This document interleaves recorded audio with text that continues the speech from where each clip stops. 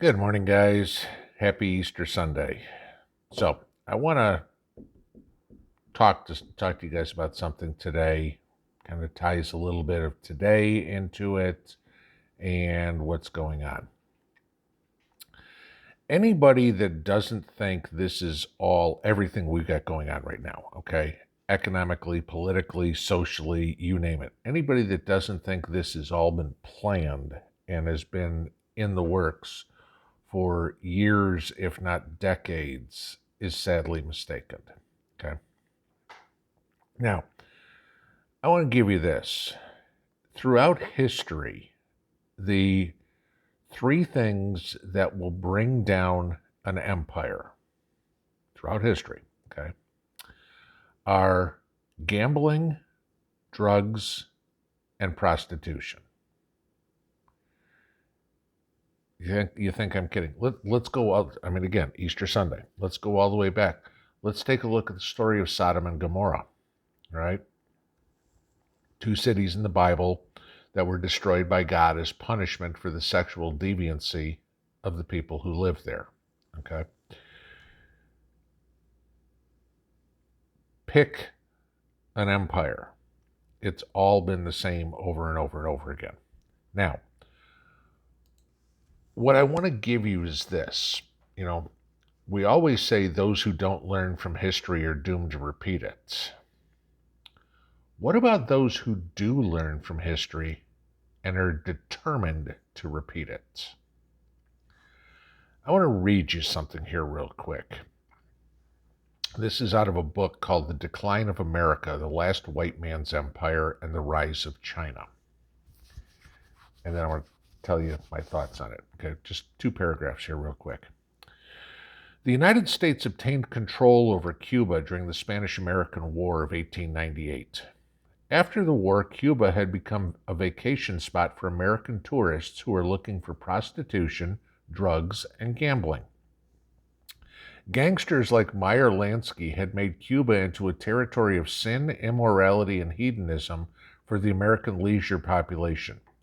The United States companies controlled and owned 40% of the Cuban sugar industries, all the cattle ranches, 90% of the mineral wealth, 80% of the utilities, and all of the oil industries. The Cuban population was extremely poor. The U.S. had imported their racial apartheid system from mainland U.S. to the island of Cuba. The Cuban people who were of a dark color suffered extreme racial discrimination as a result of the American white people living and coming to the island. The U.S. supported the Cuban dictator Fulgencio Baptista, who was very brutal to the Cuban population. Baptista murdered thousands of Cuban people. He brought drugs to the island with the mafia, prostitution, gambling, crime, and with the mafia from. Let's try this again. It's not written right.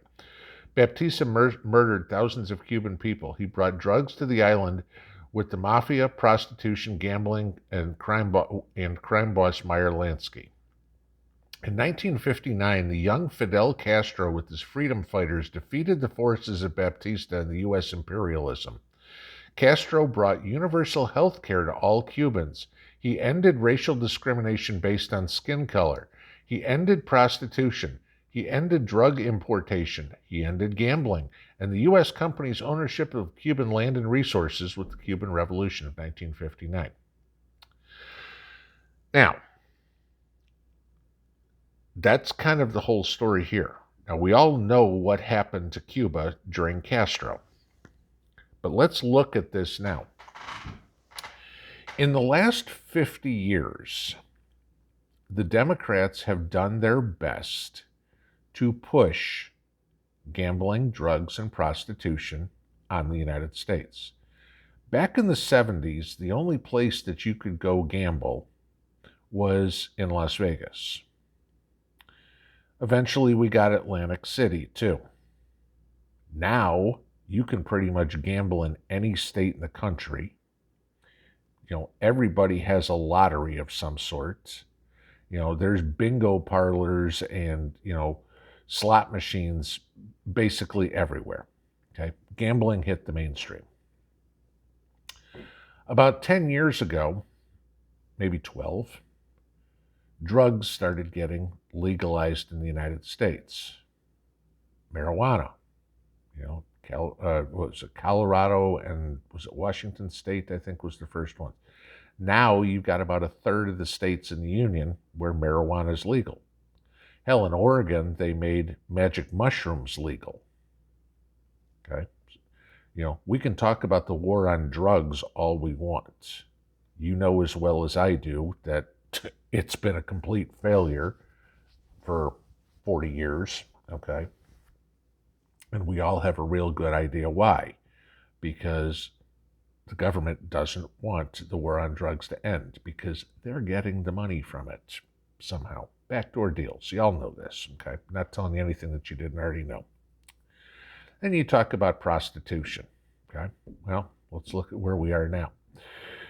It was, again, going back to, the 1970s and, the Mustang Ranch out in, Nevada.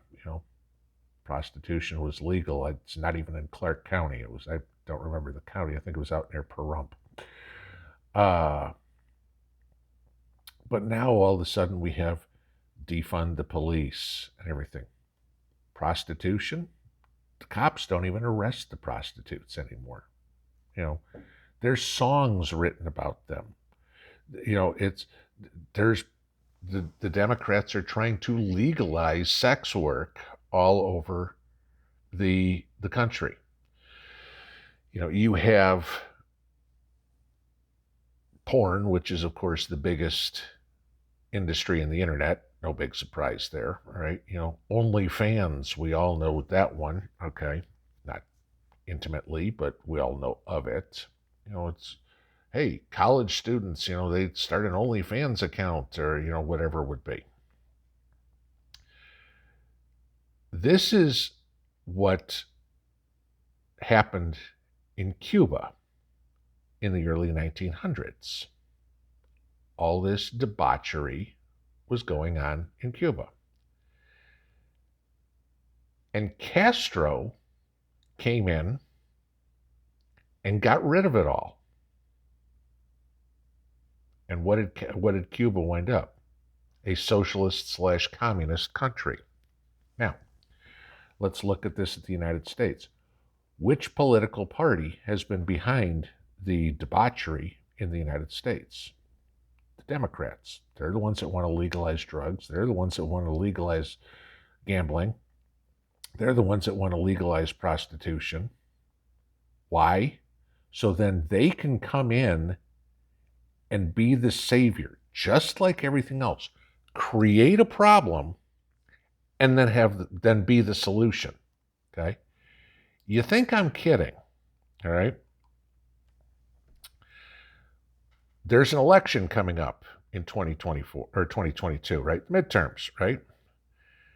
Go do a search for a woman by the name of Alexandra Hunt. She's running for Congress in Pennsylvania.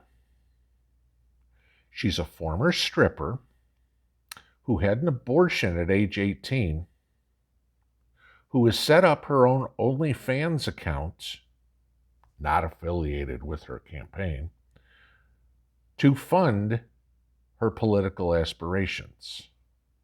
Now, let's think about this for a second. Politicians are supposed to represent their constituents, right? I'm sorry, I don't live in the suburbs of Philadelphia, but I'm certainly going to say that a former stripper who's had an abortion, whose idea of fundraising is to do porn, okay, there's no other way I can put this, is not the idea of somebody that I'm going, hey, cool, let's elect this woman. All right, we've got enough idiotic people in Congress anymore who aren't qualified to be there. Yes, AOC, I'm talking about you. We certainly don't need some bimbo like this running the government. Okay, but so what's going to happen?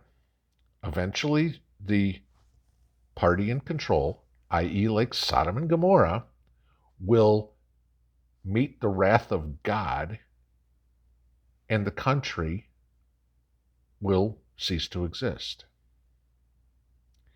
This is the future of the United States.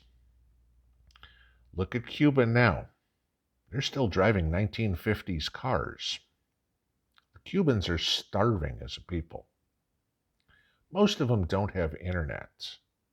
Your car does 15 miles an hour tops because half the parts in it are made from, from Coke cans. That's the life that democratic socialism is leading us to. And that's exactly where we are. This is the cusp of what is coming to us. The Democrats are totally on board with the World Economic Forum. The ultimate goal, guys, is to have all of us live like Cuba.